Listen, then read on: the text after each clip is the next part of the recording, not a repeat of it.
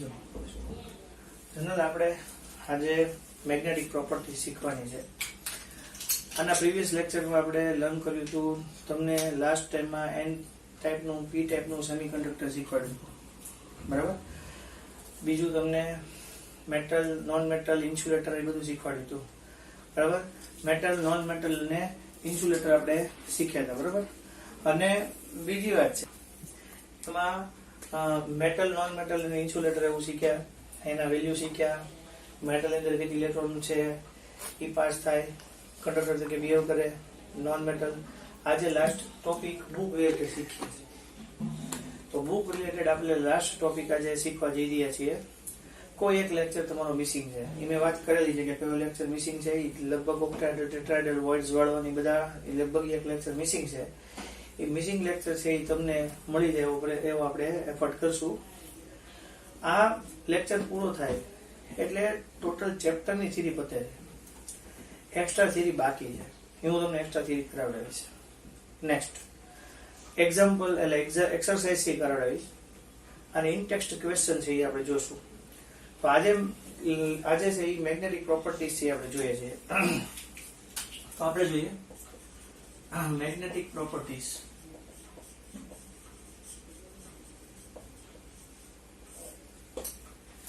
સો magnetic properties છે એ ખરેખર કોને હોય?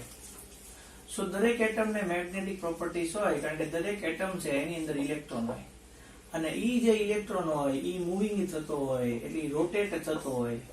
સો એ રોટેટ થતો હોય એટલે એને પોતાને ઈ રોટેટ થતો હોય તો આપણને ખબર છે કે ક્યાં ક્યાં રોટેટ થતો હોય. એક્સિસ ઉપર રોટેટ થતો હોય, બરાબર. ઓર્બિટમાં રોટેટ થતો હોય, બરાબર.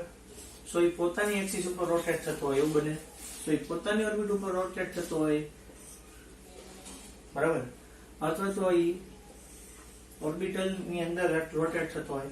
એટલે એને બે ટાઈપની એક્સિયલ અને આ ઓર્બિટલ ને રિલેટેડ બે ટાઈપની એની અંદર મેગ્નેટિક મોમેન્ટ હોય. એટલે કોઈ પણ ઇલેક્ટ્રોન જે રોટેટિંગ હોય, એ રોટેશન કરતો હોય, એ રોટેશન વાળો ઇલેક્ટ્રોન હોય એને પોતાને મેગ્નેટિક પ્રોપર્ટી હોય, મેગ્નેટિક મોમેન્ટ હોય. અને એ મેગ્નેટિક મોમેન્ટ છે એ એક્સિસ ઉપર હોય ઓર એ ઓર્બિટલ ને રિલેટેડ હોય. સો આપણે ઈ જે મેગ્નેટિક પ્રોપર્ટીઝ છે ઈ મેગ્નેટિક પ્રોપર્ટીઝ છે ઈ આપણા માટે ટોટલ 5 ટાઈપની છે. હવે ઈ જે મેગ્નેટિક પ્રોપર્ટીઝ હોય એની માટે પણ આપણી માટે ઈ સૂત્ર છે, એનું ફોર્મ્યુલા છે. સો એ મેગ્નેટિક પ્રોપર્ટીઝ છે એને આપણે બોલીએ છીએ મેગ્નેટિક મોમેન્ટમ. અને ઈ મેગ્નેટિક મોમેન્ટમ જે છે એને આપણે મ્યુ બી તરીકે બોલીએ છીએ. એનો યુનિટ છે બોહર મેગ્નેટોન. એટલે આપણે એને બોહર મેગ્નેટોન છે એનો યુનિટ છે. એને જનરલી બીએમ તરીકે પણ બોલાય છે. અને એની જે વેલ્યુ છે mu equal to n+2 bm આના પરથી પણ મળે.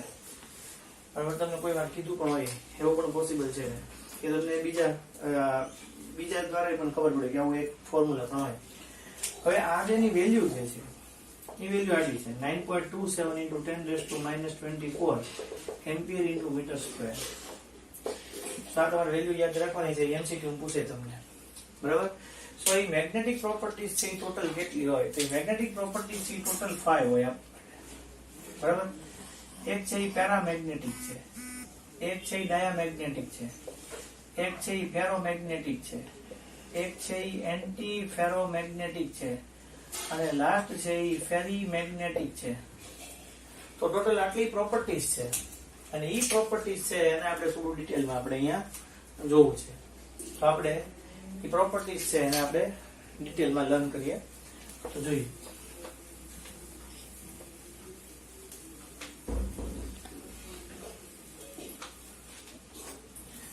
સો પ્રોપર્ટીઝ છે એમાં આપણે જોઈએ આગળ એમાં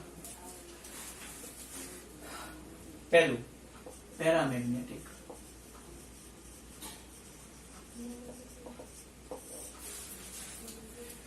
સો પેરામેગ્નેટિક હોય ઈ કોઈ પણ એલિમેન્ટ હશે એની અંદર રહેલા અનપેર્ડ ઇલેક્ટ્રોન હશે. ઈ અનપેર્ડ ઇલેક્ટ્રોન છે એના ઉપર જ ડિપેન્ડન્ટ હોય. એટલે અનપેર્ડ ઇલેક્ટ્રોન એના પર ડિપેન્ડન્ટ હોય તો એ પેરામેગ્નેટિક પ્રોપર્ટીઝ છે.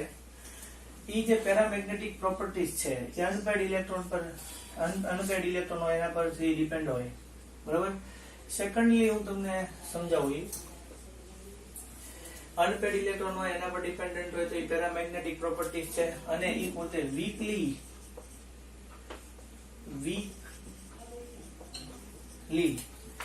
એટ્રેક્શનમાં હોય, એટલે વીકલી એટ્રેક્શન ઓફ ફોર્સ હોય તો એ પેરામેગ્નેટિક પ્રોપર્ટીઝ છે. અનપેડ ઇલેક્ટ્રોન હોય તો જ એ પેરામેગ્નેટિક બિહેવિયર હોય.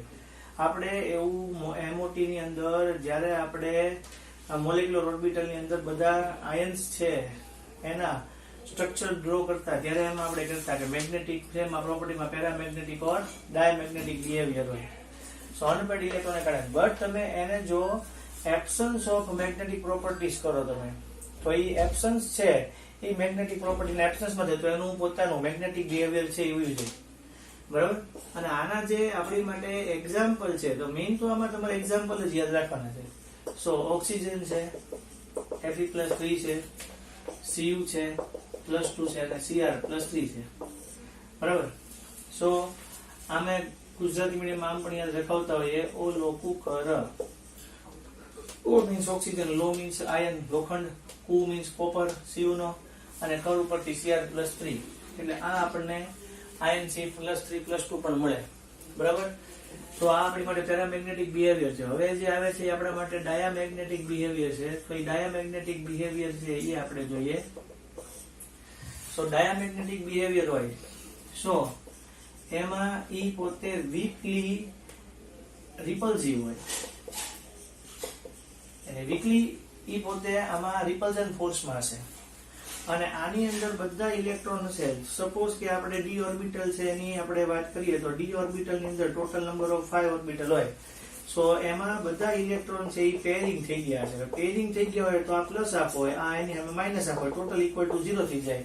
એટલે એની અંદર મેગ્નેટિક પ્રોપર્ટીઝ છે એવું કઈ જોવા મળતું નથી, મેગ્નેટિક મોમેન્ટ જોવા મળતું નથી, કારણ કે મેગ્નેટિક મોમેન્ટ હોય એની વેલ્યુ 0 bm or 0 μb જેટલી થઈ જતી હોય.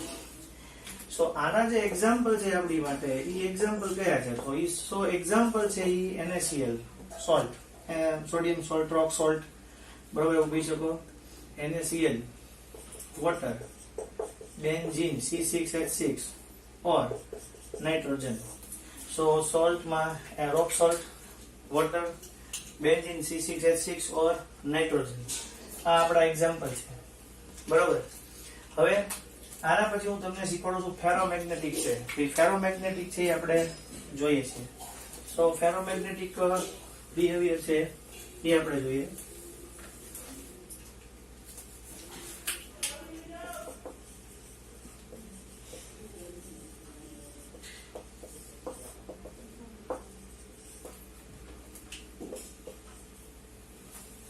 સો ફેરોમેગ્નેટિક કોને કહીએ આપણે? સો ફેરોમેગ્નેટિક પ્રોપર્ટીઝ હોય, ફેરોમેગ્નેટિક બિહેવિયર હોય તો એ કોને હોય? તો સપોઝ કે ઈ પોતે પરમેનન્ટ મેગ્નેટ હોય, સો એમાં પરમેનન્ટ મેગ્નેટ બિહેવિયર છે, પરમેનન્ટ ઈ પોતે મેગ્નેટિક બિહેવિયર છે એ પ્રેઝન્ટ કરે. સપોઝ કે કોઈ એલિમેન્ટ કે કોઈ મેટલ એવી છે કે જેની અંદર ડોમેન હોય, ડોમેન છે એ બહુ સ્મોલ આપણા માટે, બરાબર, એટલે બહુ માઇક્રો પાર્ટ ની અંદર એ આપણી માટે એવો એરિયા છે કે જ્યાં આગળ મેગ્નેટિક પ્રોપર્ટીઝ અવેલેબલ હોય. સો એવો સ્મોલ એરિયા કે જ્યાં આગળ મેગ્નેટિક પ્રોપર્ટી અવેલેબલ હોય એને આપણે શું કહીએ છીએ? ડોમેન કહીએ.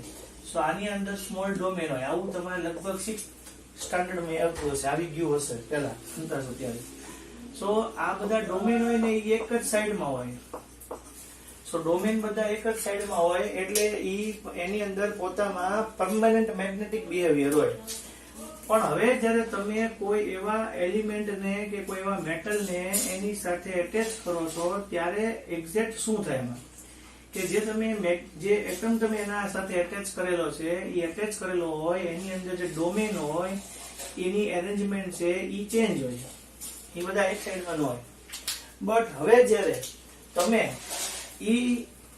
તમે જ્યારે પરમેનન્ટ મેગ્નેટ હોય જેમાં ડોમેન એક સાઈડમાં હોય એની સાથે તમે બીજા કોઈ એલિમેન્ટને એડ કરો છો, બીજા કોઈ મેટલને એડ કરો છો કે જેની અંદર ડોમેન છે એ ઇમ્પ્રોપર છે, પ્રોપર વે પર નથી, તો એમાં શું થઈ જાય કે એને અડો એની જયારે સાથે એડ કરો ત્યારે એટેચ કરો ત્યારે બધા ડોમેન છે એ એક જ સાઈડમાં આવી જાય. એ બધા ડોમેન એક જ સાઈડમાં આવી જવાને કારણે એની અંદર પરમાનન્ટ મેગ્નેટનો બિહેવિયર આવે. એક વખત આ મેગ્નેટિક બિહેવિયર આવી જાય પછી ક્યારેય એમાંથી જાય નહીં, બરોબર, ક્યારેય એમાંથી નહીં જાય.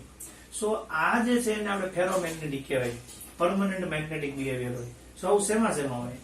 Fe, CO, Ni 26, 27, 28 નું એલિમેન્ટ. બીજું 64 નું એલિમેન્ટ જે લેન્થેનોઇડ સિરીઝ નું છે એ 58 to 71 એલિમેન્ટ આવે. એમાં GD છે એ આપણી માટે 64 નું એલિમેન્ટ છે. અને CrO2 તમને લાસ્ટ લેક્ચરમાં કાલે કીધું હતું, ક્રોમિયમ ડાયોક્સાઇડ, ક્રોમિયમ ઓક્સાઇડ નો યુઝ થાય એ આપણી માટે શેમાં થાય? મેગ્નેટિક ટેપમાં એનો યુઝ થાય. તો આપણી માટે ફેરોમેગ્નેટિક છે. ફેરોમેગ્નેટિક પછી આવે છે આપણી માટે એન્ટી ફેરોમેગ્નેટિક આવે. સો એન્ટી ફેરોમેગ્નેટિક બિહેવિયર કોને કહેવાય? સો એન્ટી ફેરોમેગ્નેટિક જે બિહેવિયર છે એની અંદર શું આવે? સો એન્ટી ફેરોમેગ્નેટિક હોય ને, જો આની અંદર એવું આવે કોઈ જગ્યાએ તમને આની માટે તમને ડ્રોઈંગ દોરેલું આપેલું હોય તો એની અંદર બધા છે ને એક જ સાઈડમાં હોય. સો આનું તમને જો ડ્રોઈંગ દોરેલું આપેલું હોય તો એની અંદર કેવું હોય? એક છે એ પ્લસ આપો, એક માઇનસ આપો, પ્લસ આપો, માઇનસ આપો, પ્લસ આપો, માઇનસ આપો, ટોટલ છે એ 0 જેવું થઈ જાય. એટલે ફેરોમેગ્નેટ પરમાનન્ટ મેગ્નેટ, અને આમાં છે પરમાનન્ટ મેગ્નેટ ક્યારે હોય નહીં, બરાબર. સો આનું જે તમારા માટે એક્ઝામ્પલ છે એ MnO ઓર MnO2 છે. MnO અને MnO2 એ એના એક્ઝામ્પલમાં આવે. અને જે લાસ્ટ જે છે એ આપણી માટે ફેરીમેગ્નેટિક છે. સો એ ફેરીમેગ્નેટિક છે એ કોને કહેવાય? સો એ ફેરીમેગ્નેટિક જે હોય એની અંદર જનરલી આવી રીતે હોય. સો આમાં કેવું હોય? જે પ્લસ આપો હોય એને માઇનસ આપતો હોય તે, પ્લસ આપો હોય એને માઇનસ આપતો હોય તે. પણ જે પ્લસ આપવાળા હોય ને એની નંબર ઓફ પ્લસ આપ હોય એ વધારે હોય. તો નંબર ઓફ પ્લસ આપ વધારે હોય એટલે એની અંદર મેગ્નેટિક પ્રોપર્ટી અવેલેબલ છે. આમાં એન્ટી મેગ્નેટિક પ્રોપર્ટી, આમાં મેગ્નેટિક પ્રોપર્ટી હોય, બરાબર. સો એવું નહીં સમજવાનું કે એન્ટી ફેરોમેગ્નેટિક અને આપણી માટે ડાયમેગ્નેટિક છે બે સેમ છે, નહીં. એની અમુક પ્રોપર્ટી છે હાવ ચેન્જ હોય એટલે એ બે સરખા ન કહેવાય. ફેરીમેગ્નેટિક જે છે, સો એ ફેરીમેગ્નેટિક છે એની અંદર જે એક્ઝામ્પલ આવે એ Fe3O4 આવે. એટલે Fe3O4 છે એને તમે ભણતા હિમેટાઇટ ઓર આને શું કહેતા? મેગ્નેટાઇટ. તો આ આપણી માટે મેગ્નેટાઇટ છે. ઓર આપણે એને કોમન નેમમાં ફેરસોફેરિક ઓક્સાઇડ કહીએ, બરાબર.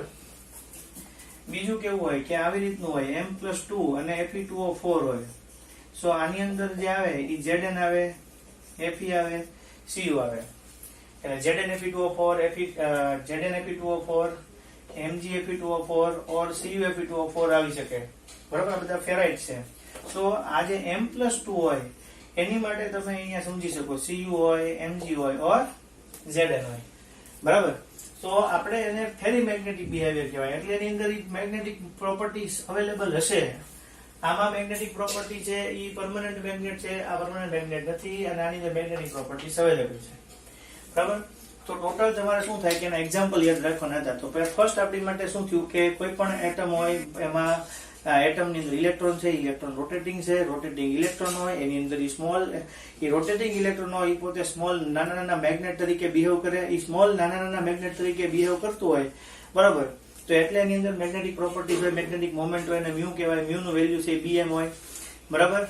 પછી આપણે આગળ કહીએ તો એની અંદર આપણે કીધું કે પેરામેગ્નેટિક હોય. તો પેરામેગ્નેટિક ની અંદર કયા જોયું આપણે? ઓ લો કુક એવું જોયું આપણે. ઓક્સિજન છે Fe+3 છે, Cu+2 અને Cl+3 જોયું. પછી એવી રીતે આપણે પેરામેગ્નેટિક ની ડાયમેગ્નેટિક. તો ડાયમેગ્નેટિકમાં આપણે NaCl જોયું, વોટર જોયું, બેન્ઝીન જોયું, અને બીજું કે નાઇટ્રોજન જોયું. આની અંદર આપણે FeCO9, GD ને MnO2, CrO2, MnO ને MnO2 અને મીન અને એક્ઝામ્પલ યાદ રાખો, એની જે કેરેક્ટરિસ્ટિક્સ હોય થોડી યાદ રાખો એટલે આ તમારા માટે પૂરું થયું. હવે આપણે એના ઇનટેક્સ્ટ ક્વેશ્ચન જોવા છે. સો ઇનટેક્સ્ટ ક્વેશ્ચન જોઈએ. ઇનટેક્સ્ટ ક્વેશ્ચનમાં 1.13 થી આપણે લગભગ બાકી છે ત્યાં સુધીમાં આગળ 1.12 સુધી કરાયું છે, બરાબર. What is the 2-dimensional coordination of a molecule in square closed pack? જો સ્ક્વેર ક્લોઝ પેક છે એમાં 2 ટાઈમ આવું હતું. જો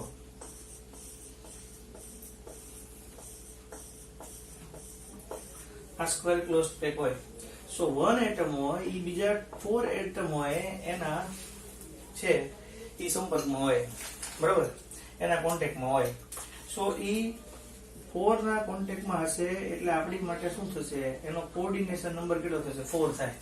એટલે આનો જે કોઓર્ડિનેશન નંબર થશે એ કેટલો થશે, 4 થશે. બટ જો આ second layer, fourth layer, sixth layer એમાંથી કોઈ એક છે એ એટમ વયો ગયો હોત તો એનો કોઓર્ડિનેશન નંબર કેટલો થાય, 6 થાય. કારણ કે એક હોય એની અરાઉન્ડ એના બીજા કોન્ટેક્ટમાં કેટલા હોત, 6 હોત. આવી રીતે થાય. હવે એના પછીનો જે નંબર છે એ નંબરમાં શું આવે, 1.14.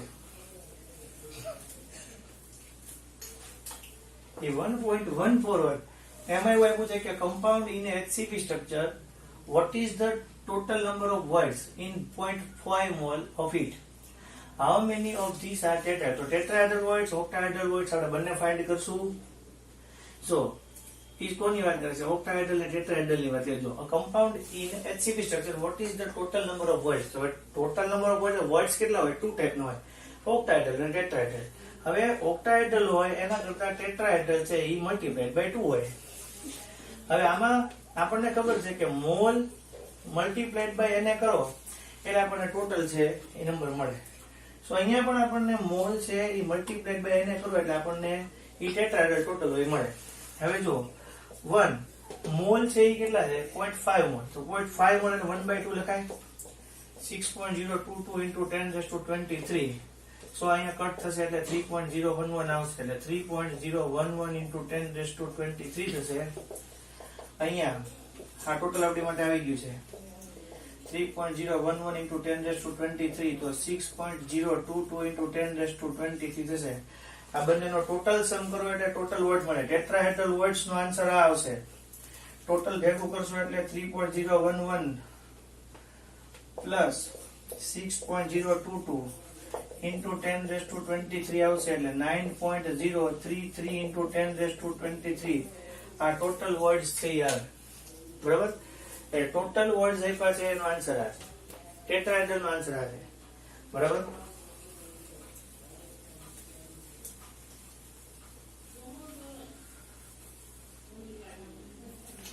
હવે a compound is formed by two elements M and N. The element N છે એ CCP માટે અને atom of M occupy 1/3. જો ટોટલ ભાગ છે M અને N ની.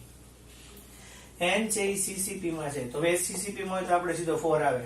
આવું તમને મેં લર્ન કરાવ્યું છે, શીખવાડ્યું છે. પણ M માટે એવું કેવું પડે કે એ કોર્નર માં છે, ફેસ માં છે કે એજ માં છે, એવું કાંઈ કીધું નથી. પણ એને એવું કીધું છે કે M occupy 1/3 tetrahedral words. સો M છે એ 1/3 tetrahedral words માં છે, તો આને 1 કયો તો આના મલ્ટીપ્લાઈડ બાય 2 થાય, કારણ કે 1 octahedral હોય. અહીંયા 4 કરો અને અહીંયા તમે 8 કરો તો પણ આન્સર આવે. પછી કોમન એટલા લેવા પડે, એમાં કાંઈ કોઈ પણ જાતનો ક્વેશ્ચન નથી. સો M માટે અહીંયા આવશે 2/3, N માટે અહીંયા 1 આવશે. મેં તમને એવું કીધું કે આન્સર કોઈ દિવસ ફ્રેક્શનમાં નહીં હોય, એટલે જે ડિનોમિનેટર હોય એનાથી મલ્ટીપ્લાય કરો એટલે તમારા માટે જે આન્સર આ કટ થશે 3 એટલે 2 M2 and N3 આવશે. તો તમારા માટે આન્સર આવશે M2 N3, બરાબર છે. હવે M2 અને N3 આવશે. હવે છે which of the following lattice has the highest packing efficiency. P મેં શોર્ટ ફોર્મ લખ્યું છે. પેકિંગ એફિશિયન્સી કોની હાઈએસ્ટ હોય? સો HCP છે એની પેકિંગ એફિશિયન્સી છે 52.36, PCC ની પેકિંગ એફિશિયન્સી છે 68% અને HCP ની પેકિંગ એફિશિયન્સી છે 74%. તો સૌથી હાઈએસ્ટ પેકિંગ એફિશિયન્સી હોય તો કોની છે? HCP ની. અને કેટલી છે? 74%. તો આટલું ક્લિયર થઈ ગયું. હવે આપણે 1.17 છે ત્યાંથી આપણે જોશું. આ 1.17 થી આગળના ઇન્ટેક્સ ક્વેશ્ચન છે. ફર્સ્ટ ક્વેશ્ચન છે an element with molar mass 2.7 into 10⁻² kilogram per mole forms a cubic unit cell with edge length. સો આપણને અહીંયા એજ લેન્થ આપેલી છે a, અહીંયા આપણને મોલર માસ એટલે આપેલું છે m, અહીંયા આપણને ડેન્સિટી આપેલી છે એટલે d. So what is the nature of cubic cell? તો કેવો ક્યુબિક સેલ નો નેચર છે? તો ક્યુબિક સેલ નો નેચર છે એ કા એસસીપી હોય, કા બીસીસી હોય, કા સીસીપી એફસીસી ટાઈપ નો હોય. એટલે એસસીપી તો એક આન્સર, બીસીસી તો બે આવશે, અહીંયા 4 આવશે. તો આપણે એને ગણવું પડે. સો આપણી માટે ફોર્મ્યુલા છે D = Zm upon a cube into શું આવશે Na. સો આ રીતે આવે. હવે આમાં તમારે ફાઇન્ડ કરવાનું છે Z. સો Z એટલે જ આપણી માટે 1 2 અને 4 છે. સો આપણે Z છે એને સબ્જેક્ટ તરીકે લઈએ તો આપણા માટે શું આવશે? D into a cube into Na upon શું આવશે? M. સો આપણા માટે અહીંયા D છે એની જગ્યાએ આપણે ડેન્સિટી લખીએ. સો ડેન્સિટી છે એ આપણને આપી છે 2 પર. જો એ યુનિટ છે ને બધામાં સેમ જેવા છે, કિલોગ્રામ કિલોગ્રામ, બરાબર. એટલે એજ લાઈન છે એ મીટરમાં છે, બરાબર. સો અહીંયા આપણા માટે આવશે D ની વેલ્યુ. તો D છે એ આપણા માટે વેલ્યુ તરીકે કેટલો છે? 2.7 into 10⁻³ a ક્યુબ છે. તો a ક્યુબ ની અંદર આપણા માટે આવશે 405 pm. તો 405 10⁻12 upon અને મલ્ટીપ્લાય બાય Na 6.022 into 10⁻23 આવશે અને upon m. m મીન્સ આવશે 2.7 into 10⁻² આવશે. સો આના પરથી જે આન્સર આવશે એ z નો 4 આવશે, કારણ કે આની તમે કેલ્ક્યુલેશન કરશો એટલે આન્સર 4 આવશે. કેલ્ક્યુલેશન તમે હાથે કરી શકશો હવે, બરાબર. તો આન્સર 4 આવશે. 4 આવશે એવું આપણને કહે છે કે એફસીસી કે સીસીપી ના ફોર્મમાં હોય, બરાબર. સો 1.18 છે એ આપણે જોઈએ.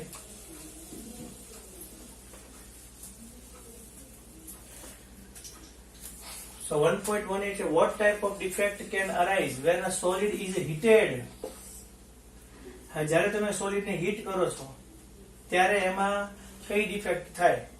સો તમને સમજી શકો કે આપણે જ્યારે થર્મોડાયનેમિક ઇફેક્ટ એવું શીખ્યા હતા, બરાબર છે, એવું આપણે લર્ન કર્યું હતું. સો આપણે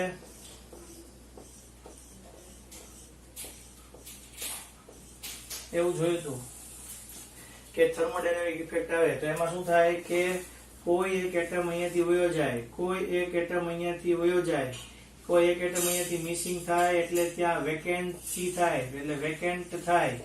એ વેકેન્ટ થાય એટલે આપણે એને વેકેન્સી ડિફેક્ટ તરીકે બોલીએ. ઇન વેકેન્સી ડિફેક્ટ એટમ છે એ ડિક્રીઝ થાય, એટમ છે નંબર ઓફ એટમ છે એ રિપ્લેસ થાય, ખાલી થઈ જાય જગ્યાથી, એ સ્પેસ થાય. એટલે એની કઈ પ્રોપર્ટી છે ઘટે? ડેન્સિટી છે એ એની ડેન્સિટી ડિક્રીઝ થાય, બરાબર. અને જેમ આ ટેમ્પરેચર ડિપેન્ડન્ટ ઇફેક્ટ છે, ટેમ્પરેચર જેમ છે એ વધે એમ એની ડિફેક્ટ છે એમાં શું થાય? વધારો થાય, બરાબર.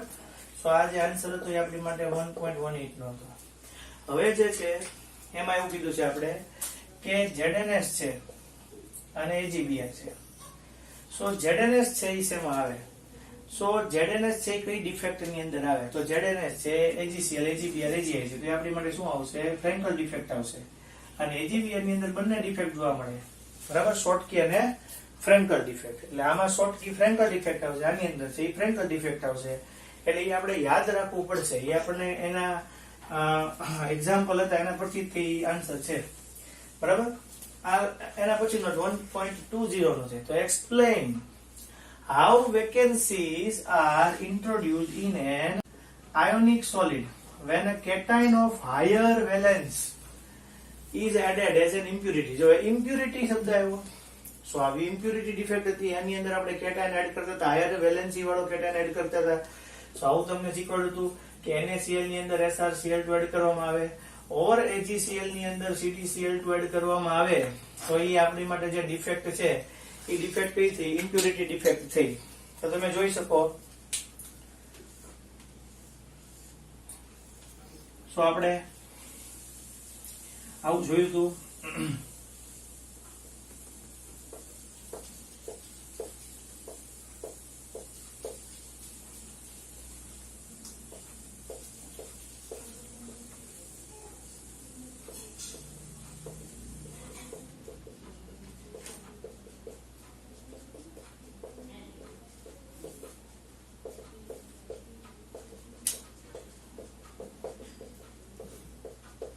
અહીંયાથી Na પ્લસ નીકળી જાય, અહીંયાથી Na પ્લસ નીકળી જાય, કારણ કે આપણે એક Na પ્લસ છે એને રિમૂવ કરીએ તો ત્યાં Sr+2 આવે. સો Sr+2 છે એને ઇક્વિવેલન્ટ કરવા માટે અહીંયા 2Na પ્લસ હોવા જોઈએ કે ન હોવા જોઈએ? એટલે અહીંયા જયારે Sr+2 છે એ ગોઠવાય ત્યારે એ બીજા જે સોડિયમ આયન હોય એના માટે થોડીક ઇમ્પ્યુરિટી છે એ જનરેટ કરે, એટલે ઇમ્પ્યુરિટી ડિફેક્ટ થાય. તો આપણે ઇમ્પ્યુરિટી ડિફેક્ટ આમાં સમજાવવાની છે. NaCl, SrCl, AgCl ને CdCl2 નું એક્ઝામ્પલ આવે. બરાબર? તો હવે એના પછીના 3 ક્વેશ્ચન થી જોઈએ. લાસ્ટ 3 ક્વેશ્ચન જે ઇનટેક્સ્ટ ક્વેશ્ચન છે એ આપણે લર્ન કરીએ છીએ. સો આપણે ઇનટેક્સ્ટ ક્વેશ્ચન છે એ જોઈએ, લર્ન કરીએ. 1.21 જે છે એમાં ઓલું છે ionic solid which have anionic vacancy due to metal excess defect. જો આ અહીંયાથી આપણને ખબર પડી જાય કે metal excess defect નો છે. અને પછી લખ્યું છે develop color. So explain with the help of a suitable example. તો જો આપણને ખબર જ છે એ આખી થિયરી છે કે નહીં, NaCl હોય, Na સોડિયમ વેપર હોય, એ સોડિયમ વેપર છે એના પ્રેઝન્સમાં એની સાથે રિએક્શન કરવામાં આવે. સો આ બેની આયનિક, આ બે છે એનું આયોનાઇઝેશન થઈ જાય, એમાંથી Cl- છે એ રિમૂવ થઈ જાય, એટલે આ Na+ હોય પ્લસ એનો ઇલેક્ટ્રોન હોય. ઈ જ્યારે સોડિયમ વેપર છે એની સાથે કોન્ટેક્ટમાં આવે, સો ઈ ઇલેક્ટ્રોન છે ત્યાં આગળ Cl- છે એની ડેફિશિયન્સી થાય, એટલે ઇલેક્ટ્રોન હોય એની આસપાસ છે જે પોઝિટિવ, એના નિયર અબાઉટ જે પોઝિટિવ એટમ હોય, ઈ પોઝિટિવ એટમ છે એ આ sodium Na+, sodium Na vapour છે એમાં ઈ પોતે રિએક્શન કરે, એટલે જ્યાં Cl- રિમૂવ થયો છે એટલે Na+ છે એની સાથે એટેચ થાય.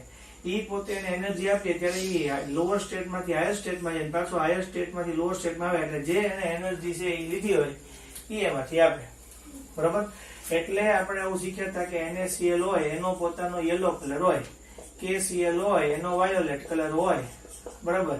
અને LiCl હોય તો એનો કેવો કલર હશે? આપણી માટે પિંક કલર હશે. સો NaCl હોય તો પિંક કલર, વાયોલેટ કલર અને યલો કલર થાય. બરાબર? સો આ આપણી માટે 1.21 છે ઈ થયો. 1.22 છે ઈ આપણે જોઈએ.